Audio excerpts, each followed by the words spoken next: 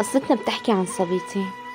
هالصبيتين بيحبوا بعض كتير وهن رفقات من أيام الدراسة، من أيام كان عمرهم 6 سنين ضلوا رفقات لحد هلأ، وصار عمرهم كل وحدة 20 سنة، ولليوم ما افترقوا، ودائما كانوا يشكوا هموم بعض ويحكوا لبعض شو بيصير معهم. وإذا وحدة منهم كانت متضايقة كانت تحس على رفيقة التانية.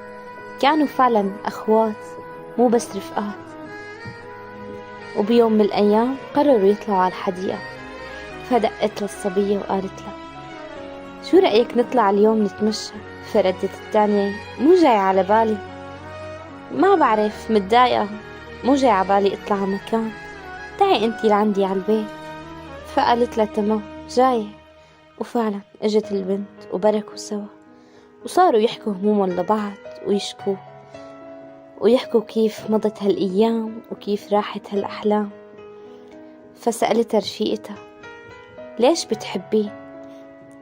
وبوقتها جاوبتها وقالت له: بحبه لأنه أكتر شخص بيتحملني، وبيتحمل نكدي، وبيتحمل جناني، بيتحمل مزاجيتي وعقلي الصغير. وأدغار عليه هو أكتر شخص بيوقف جنبي بوقت تعبي، بشوف فيه حنية الأم.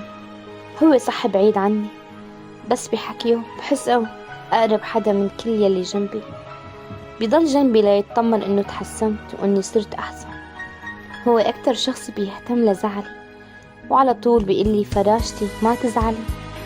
هو أكتر شخص بحب ضحكتي ودائما بيرسمها على وشي، وبسببه صرت على طول أضحك. هو الوحيد يلي على طول بيحكي لي قديش أنا حلو وقديش أنا شخص منيح.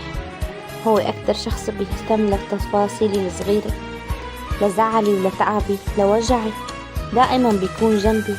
بشوف فيه الأب السند. هو بيرجع من شغله تعبان وقرفان من كل شيء، بيحكيني وبينسيني هموم الدنيا كلها. هو الشخص الوحيد يلي علمني إنه البعد ما حيفرقنا. هو الشخص يلي دائما بيطمني إنه هالمسافات يلي بيناتنا ما حيأثروا شي على علاقتنا، بالعكس رح يزيد الحب. هو الشخص الوحيد يلي بالخناقات بيعرف كيف يحلها، بيعمل كل شي إلا إنه نبعد دائما. فكرة إنه نبعد ما بتخطر بباله، وعلى طول بيطمني إنه ما في شي حيخلينا نبعد. هو أكتر شخص عم يحارب ليسعدني. باختصار شفت فيه السند، شفت فيه الشخص يلي أي بنت بتحلم فيه، وبشكر ربي على هالنعمة على طول يلي حيضل حافظ عليها شو ما صار.